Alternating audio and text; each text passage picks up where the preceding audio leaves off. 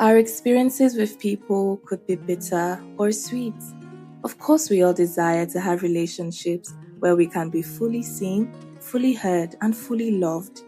My hope is that this podcast will help you navigate your relationships from friendship to dating and marriage so that you too can enjoy beautiful relationships. My name is Onome, and together we're growing and becoming. Hi, welcome back to another episode of the GB Pod. How was your week?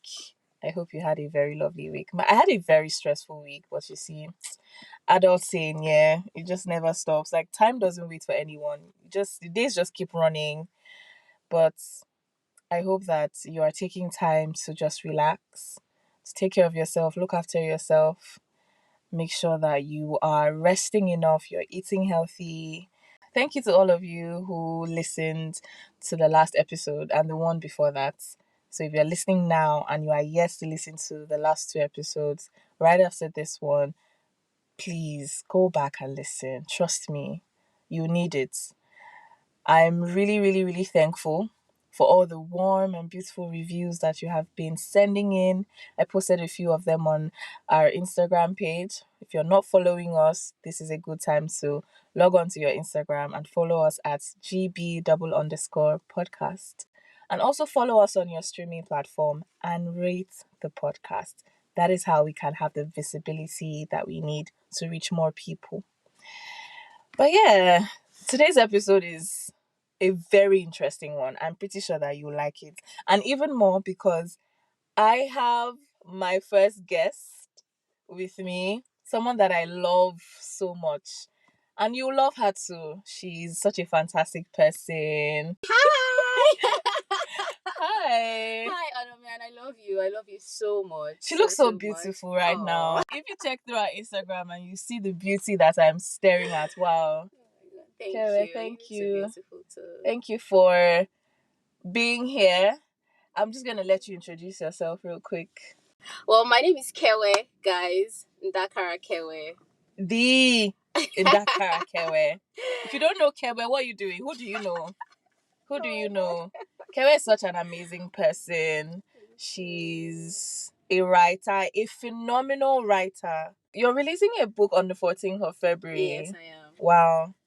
And I believe this podcast should be out by then. So if you're listening, you better go on Amazon. Would it be on Amazon? No, not Amazon. So I'm putting it up on Seller. On and Seller. Yeah, the link to download will be on my Instagram bio. So Yes. anyone can just go click, and it's absolutely free. So Kewe's Instagram handle will be in the caption. It would be on our Instagram as well, so you can find her. It's a book you need, and it's very. And I think your book is very timely, especially for this podcast. And then the season that we are in, it's the season of love, Valentine's season. So my singles and married couples and dating people, whatever category you fall into, you definitely need that book. Kewe is a phenomenal writer. Take it from me. I'm not saying that because she's my friend. Genuinely, she is great at writing. So yeah, thank you for that piece. Thank you for gifting the world. Oh, thank you. Do you want to tell us what the book is called? Yes, or what it's about? Yes, so the title is it's a cliche love story. So like the title already says, first of all, it's a love story. Secondly, the story the story is cliche. So okay, no, I don't think I'm going to say what the book is because it's a short story. So basically it's about two people finding each other. The book shows you the entire process of how the romantic dating relationship between a man and a woman became. Okay. You understand? And so that's just basically it. You're seeing the entire process. It's quite short, so people can actually, finish it in one way, like one sitting. And I'm just going to, use this as sort of an intro into what we're talking about. So today we're talking about singlehood, singleness, whatever you want to call it. But basically, we want to know what it means to enjoy singlehood. And I think we should start by understanding, like, what is singlehood? What does that even mean? Is that a word? Okay. I think singlehood is very straightforward. It Yeah. just simply means you are not married yet. So Period. singlehood is just a Basic. period. Exactly. It's a period where you are single. You're not Yeah. married. You might be dating, but you're not married. You're not married. Yeah. And Exactly. I think, especially now that we live in a world where civil partnership is a thing, so it's Yeah. like, well, you don't have to be married to be a couple. But, and I think it's so interesting because there is a lot of moral decadence. Like, so Mhm. many new concepts are just coming up because we feel like it. Someone just sits in their house one day and think, well, maybe we should change this, and gets a bunch And of people boom. to back you up, and that's it. Everyone just like, yeah, let's do this. But at the end of the day, singleness is you not being married. Like, that's what it is. And coming from our background as Nigerians, as Africans, and more importantly as Christian, we find that most people don't like the idea of singlehood. They probably view it as something that is negative. I mean, I can imagine why, but like, in your opinion, why do you think that is? Okay. First of all, I'd like to say I'm glad that you brought up the fact that we're Nigerians. Yeah. Because generally the typical Nigerian home, Mm-hmm. especially for ladies, Yeah. at a certain point in your life, your mom is already saying, oh, even the moms who don't mean to put pressure, they're already saying, is that how you want to prepare for your husband? When you're already getting to a particular age, it's already okay, there's already that expectation. Yeah. So when some of us were like 13, 16, we already had it at the back of our minds that at age 23, thereabouts, I should be married. Mm-hmm. Meaning I should already have a boyfriend or That you're not even fiancé. supposed to have. Exactly. At that It time, makes or sense. I'm already thinking about it. So there's a Mm-hmm. particular age where I know, because I've already seen expectations of my mom or other elderly People people, in your of other life. people, of other aunties, of other uncles, and I'm hearing things like, but why are you not settled, in quotes? In Do you quote, understand? So yeah. that's one thing. So there's already an expectation in our hearts that, okay, at a certain time this should already be working out, so we already see it as an issue. Do you understand? Like, Mm. oh, one, if I'm not even Yeah, close then to there's getting something married at that time, lacking. then there's Yeah. something wrong, because this is the period. Another thing is, I mean, hormones begin to get Yeah. stronger at some point, and then we know what we're feeling. We may not understand it so well, especially for Yeah. people who haven't been, should I say, sexually intimate or something like that Yes. at that time. We may not understand it so well, but you know that, okay, your body's calling for something, your emotions are calling for something, and all Yes. that. And then if you've dated, you can get a glimpse of, oh, this is how companionship looks like. I I want want. it. I want it. Yes. And then people who now begin to get sexually active. That's why, like, you hear it everywhere. And I know it sounds cliche, guys, but sex is for marriage. Mm-hmm. Sex is for marriage. It's It's just not for better. it's not for couples that have dated for 10 years or 5 Yes. years, or for couples who are sure they will get married. Mm. God's standard is the standard. And Yes. so sex before marriage is fornication, and it's a sin. Yeah. Okay. Sorry, But can I just even like add to that point just yeah. before you go on? I think people don't really understand that Mm. the fact that God has called it a sin is not because, he's just a tyrant who's sitting up there in heaven and giving us rules that don't make sense. Mhm. Literally, logically, it's better off to abstain Yes. until you're within the confines of marriage. Emotionally, it saves you. If you're in a dating relationship that doesn't work out, it is easier to walk Yes. away when you Yes. are not Mhm. sexually Mhm. active. It clouds your judgment. And the thing about sex is that it's nice. Let's be Yes. Let's real. be honest. It is God. It's not a bad thing. That's not the Yes, at point. The all. whole point is that discipline. The whole point is the discipline. And I think with the STIs, health wise, it is just chaotic. Trust me.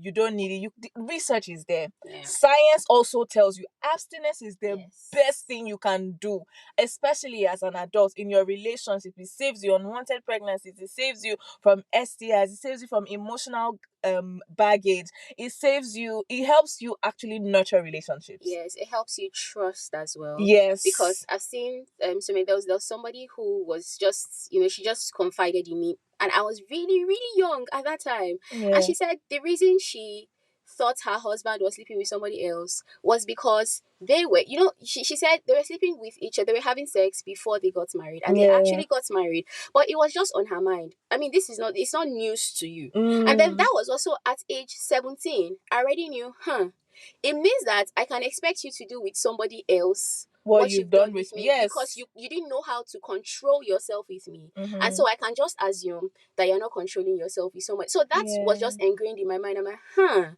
that's actually, so it actually helps you trust better. And like you rightly said, self-control. There's no going around, there's no shortcuts. Yes. You have to learn to control yourself anyway. But the reason I even mentioned the whole sex thing is because when people start exploring sex, I don't like say exploring sex, when people start having sex, premarital sex, it increases. It doesn't happen for everybody, but for most people I've seen, it makes singlehood uncomfortable for them. Yes. Because then you're now living like you're not living like a married person.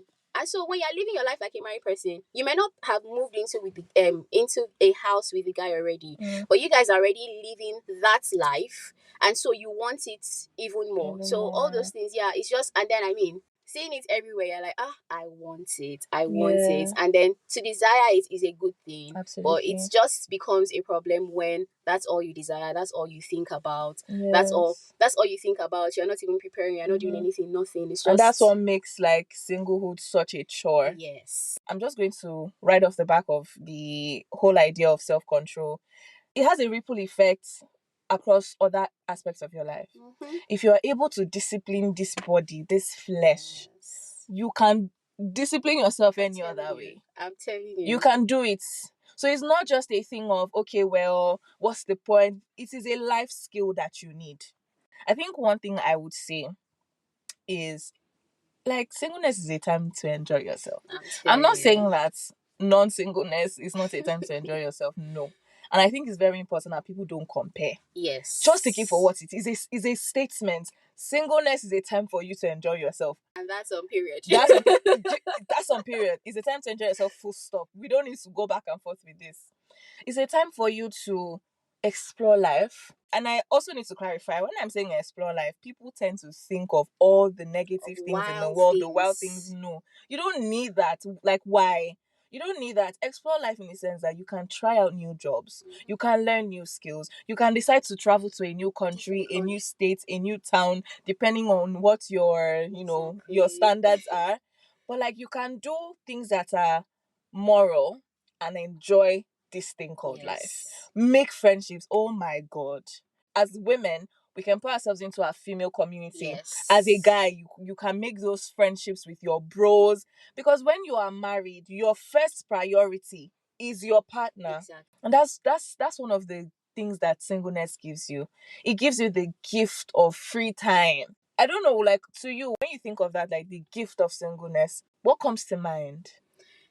First of all, like you said, I don't think anyone can even say it better. It's just a time to explore. Yeah. I feel like the entire season itself is a gift, because then you get to know yourself better. And people have said this in a way that, in a, how do I put it, in an ambiguous way. Like, sometimes it's vague. Like, what do you mean get to know myself and stuff? And I would tell them what you said to me yesterday anyway, when you said it's a time to even think and decide what you want, not just from a partner. Because when I was thinking about it, I'm like, it's not just from a partner. It's, what do I want for myself? Yes. Because when there's somebody there, it's not just what do I want for myself. It's what do we want? Yes. Yeah, do you understand? What's best for you? What's best for me? How do we merge it together? And I think this is downplayed a lot. But one of the beautiful things that singleness gives to us, which I think is one of the greatest gifts because it has to do with God who created us for his pleasure, Yeah. is that we get to, I don't want to say serve him better, Yes. but we get to do more. more things Yeah. than we could have done if we were married in that time anyway. And it might not always be the situation. Somebody said, oh, God used Apostle Paul better than he used Apostle Peter. And I'm like, well, that's not a good way to put the statement. Yes. But I understand because Apostle Paul wasn't married. And so he could go to Asia. He could go to Macedonia. He could go to different places. He could plant churches. He could afford the luxury of staying 1 year, 2 years in the same place just to get people to hear what he was saying. It's not something Apostle Peter could do because he had a wife. Yes. God would not even allow him leave his wife for that long Yes. to go and meet somebody else. You get? So God's plan. You stay with your wife, you do his work, you stay with your wife, that's his work too. Do you get? But when you're single, like Apostle Paul, well, Apostle Paul was single all his life, but let's just use him in this instance. He was able to travel wide. And the reason I said it's downplayed is because naturally, on our own, we don't even think of these things like, oh, what can I do for God? Yeah. How can I reach people for the Lord? Where can I go? What city have people not heard God will? Do you understand? Let me go there and stuff. If we can think about that, then we can appreciate singleness better. Like, oh, I can do a lot for God. You get? Because I'm not married yet. I don't have children yet. Honestly, like that's so true. And I really wish, I pray that more young people especially would see the beauty in singlehood and appreciate it and make the most of it. Like, you will not be single forever. Well, hopefully you wouldn't be single forever. Some people might be, and it's not a curse. So rather than look at it through the lens of pain, don't be an agony auntie. Please look at singleness as a gift, because truly it is, and there's so much you can be doing. Travel, go outside, enjoy your time with your friends, make friendships. Yeah, two things rather that I didn't even say is, I think this is the time a lot to let for us to learn to enjoy our own company. You need to be able to learn to enjoy your own company. And now is a good time because now, I mean, it's your friends. Because trust me, when you have a partner, when you have a husband or a wife, for a guy, the expectation of companionship increases a lot. So if now that you don't necessarily have the expectation like that, it's just friends around you or something, you don't really know how to stay on your own, it would be a tad bit difficult when you get married. And also, it's also a time for us to allow God to satisfy us, because whether we like it or not, nothing else can. No human being can. It could sound like something that is far-fetched, but it's something we need to learn to do just so that it's easier. And it also helps us not to become nagging spouses, because it's not, this person is not satisfying me. He's not doing what I thought he would be doing. Do you understand? I'm not as happy as I thought I would be in marriage, because we had such unhealthy expectations we should have of God. We're having of another. Let's not kill somebody's child because you're needing attention, you're Exactly. needing affection. Yes. Because I mean, even when you get married to people, like, they also have their own, like, True, they're individuals. true. Yes, they might be coupled with you, Yeah. but they are their own person. They're dealing with their own thing, and maybe they might not always be in that place to show up at their 100% for you. And that's where you need to be stable on your own. You have mastered the skill of independence. You know what it means to be able to pour into someone even when they are not able to. But how can you even do that when you yourself, you've not even learned what it means to be self-sufficient. You don't know what that means. I really love the point you said, like, getting to know yourself better is so key. Know your temperament, know your weaknesses, know your strengths, know what you are bringing into any companionship. Exactly. And I think not the table. don't bring, yes, you are not the table. The table is there. The table is a platform called marriage, the relationship. Beautify the table. Don't leave this table bare. No, no, no. You need to bring something, and you cannot give what you don't have. Have it, get it. You might not have the skill yet. Oh, my childhood was this and that, trauma. Valid, very valid. But guess what? You can reinvent yourself. Exactly. And that is that is the gift that singlehood gives you. That time, that freedom to make mistakes and try again. Exactly. Because there are mistakes that you will make in marriage that might cost you, and you don't want that. No one is perfect, but at the end of the day, you want to be the best version of yourself, and that's what this podcast is about. To be honest, what are the practicalities of reinventing yourself? There's so many things you can do. You have friends around you. If you are not able to nurture a friendship, I don't know how you want to nurture a relationship, a marriage. You need to use your singlehood to learn how to be a friend, how to be a sibling, how to be a good colleague, a good worker. Learn what it means to communicate. If you cannot communicate with the friends that you have, how do you want to communicate with a whole different human being? No. So there's so many things you can. There's something you said, and this is also like an offshoot of the conversation that we were having yesterday. I realized that a lot of young people don't know how to even prepare for the thing that they're desiring. God is not a genie that you're like, God, I need a good husband. You now start listing all the things. Someone was saying, I need someone who's more spiritual than me, than me. How do you, like, is the egg baby for me? Sorry to all my international audience, but I'm shocked. Like, I get it. People want people who are, I'm not, you should definitely want the highest of standards. Are you the highest standard? Because the highest standard does not want someone that is below standard. So you must come up hither. Come up, brush up yourself. You want someone who's very spiritual. Are you a praying person? This is the time for you to learn. So how can you possibly prepare yourself for marriage? Practically, what are you doing? What is working for you at this moment? Not just for you, maybe other people around you or your friends who may have gotten married, the things that you've observed. I'm sure someone who's listening would definitely want to know. Okay. So I'll go. The first thing I would like to say is, okay, so you said practical steps. Yes. For me now, the first thing I would say, I started reading relationship books at some point, and I started learning things like, oh, this how to set your mind, things to expect, things that should be in the negotiable box, things that should be in the non-negotiable box, and all of that. And those things are good, and I think I'll get to that. But before I even get to reading, one thing that I think people can do, because I'm doing it now and I'm seeing how it's helping my life, and this is something I've been doing for actually, like, let me say 2 years, is reconfiguring my mind. I grew up feeling like women were bullied. And that affected my mind a lot. And so even when I thought, when you just feel, okay, everything is okay and all that, but every time I heard, husbands, love your wife, I like Christ of the church, wives, submit to your husband, every time I heard it, it did something to my mind. It did something to my heart. I didn't like to hear, and this is me being very open. I didn't like to, because I always say that I can be a very proactive person. I can be, my head spins, my mind spins a couple of times, and I always say, so am I getting, what happens when I get into marriage? Does my brain stop?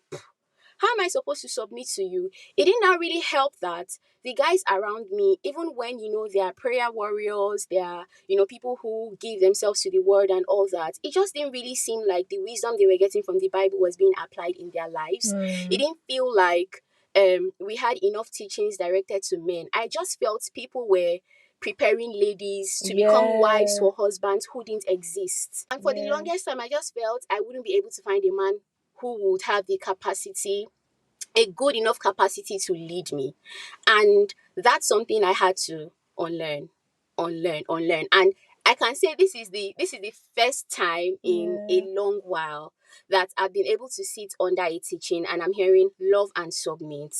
And it's not annoying me, because God has helped my heart. God has helped my heart a lot. I've been able to, forgive people, because it wasn't necessarily, oh, this is coming from my dad. But I was exposed to too many, I don't know if you say imperfect marriages, but too many marriages where the wife was giving too much. She was giving, and now that I understand, I'm like, you as the head of the home should have been the one doing Should I even say, I don't even know to say exactly Sacrifices. like half of the things this woman was doing, but it's Or at like least meet her halfway. exactly. So it was just like that, and so I struggled with.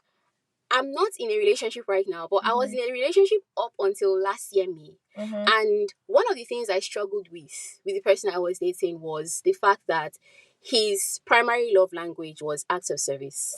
And the things that, okay, naturally I should do because you like acts of service were things I associated with me doing because I was bullied into doing them. Okay. And so it was a problem.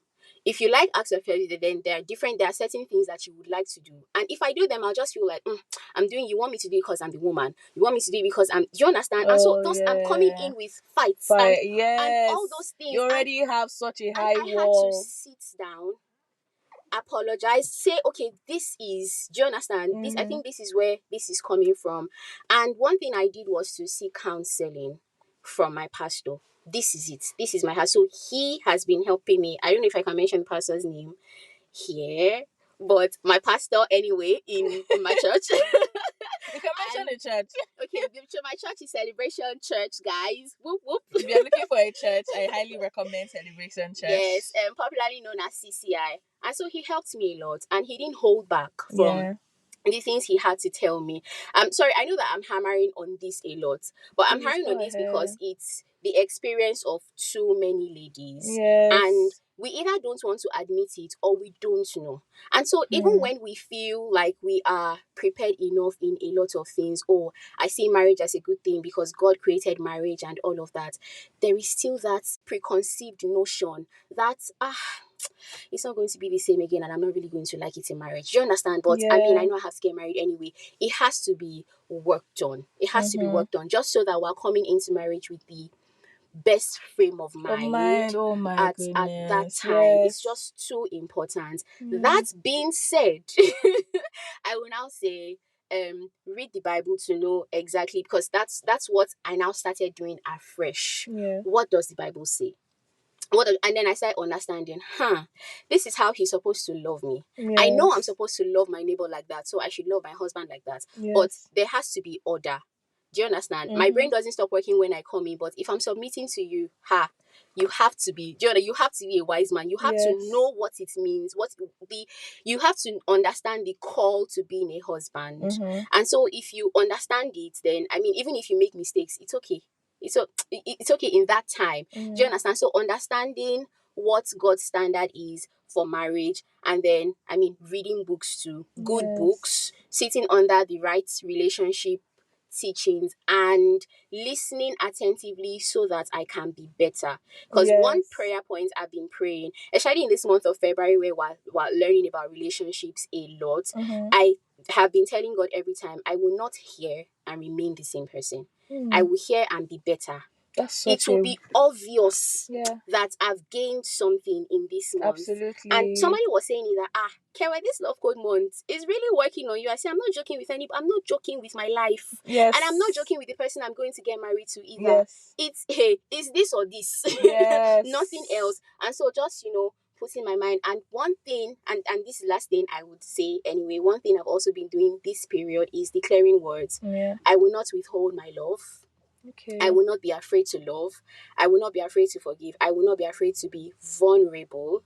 I will not be afraid that if I love, he won't love me back. I won't be afraid that if I'm vulnerable, he won't be vulnerable with me too, because men are not vulnerable people.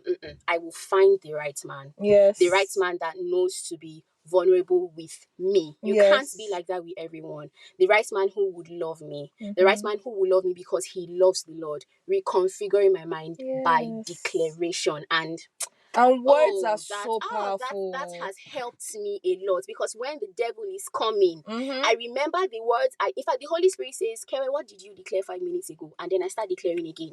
And that has helped me. And I'm a better person. This isn't something that somebody said. It's something that I've been doing. And it's something that has... I've never been so proud to say that I am ready. Let's go! 2024, agree for somebody.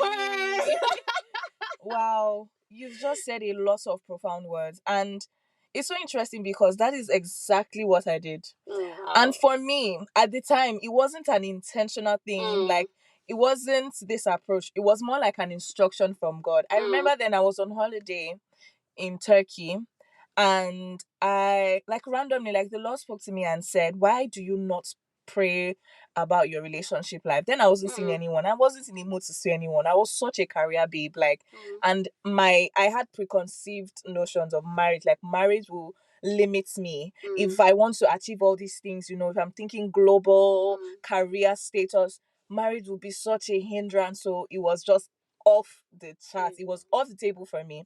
I remember God saying to me, and I was like, yeah, because it's not a priority. And then God said, no, you have to pray, you have to study, you have to learn. So get up. And then He referred me. That's when I found out about Pastor Kingston and Pastor Mildred. They are very, very, very great relationship coaches. They have so many beneficial teachings on relationships and how to prepare for relationships and all of that. And I said, listening to them, just like you, I did not have a lot of good marriages in front of me. So, and even if I did, I felt like somehow, yeah, the devil has a way of keeping you fixated on the ones that don't work out, the ones that are not good. So then it looks like, okay, this is the majority, but no, darling. Then I started to see young couples who are thriving, older couples who are, they look like they're enjoying marriage. I'm like, this is so different.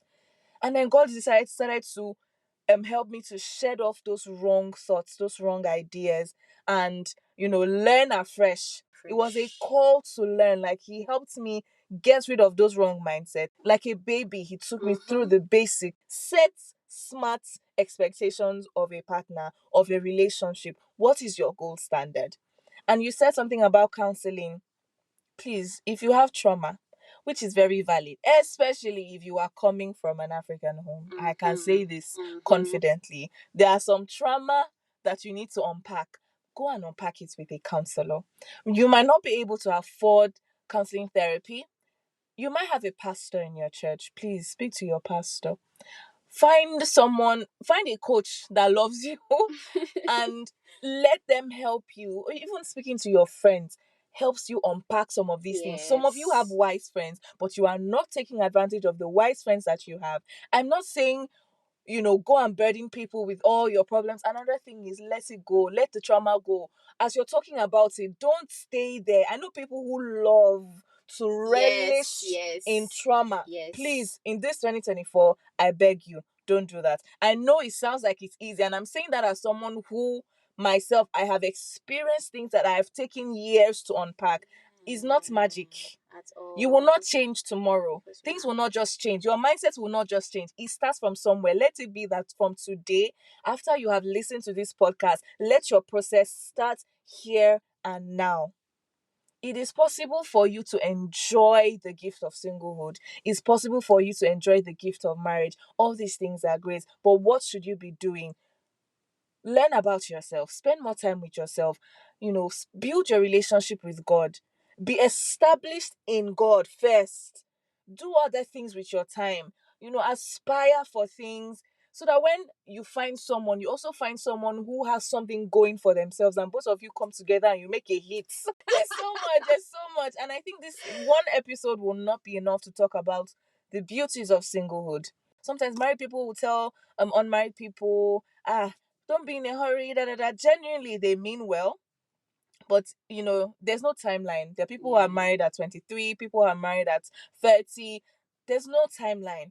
What you are doing with the time that you have now is what matters. And let me be honest with you, it's also what will determine whether or not you'll be successful in the relationship that you're desiring. Exactly. And me, I feel like sometimes when I tell people, man, I enjoyed my singlehood. Personally, I can't lie, I'm enjoying enjoyed it. I'm enjoying it. You can just wake up anytime you want. You're not thinking of someone else. Thinking of someone else is not bad. It's a skill that you should be learning now. And how you can even learn that is with the people around you. How do you show up for your friends? Are you the kind of person that they can inconvenience at night? If you hear that your friend is sick, can you run out of your house and go and be there for them? So this is the time for you to learn how to be a friend, because the person you even be getting married to should be your friend. Exactly. You're not going to get married to your enemy. Yeah. So learn what it means to be a good person, a good individual. Then learn how to be a good friend. Learn solidify your family dynamics, because you are about to build a family.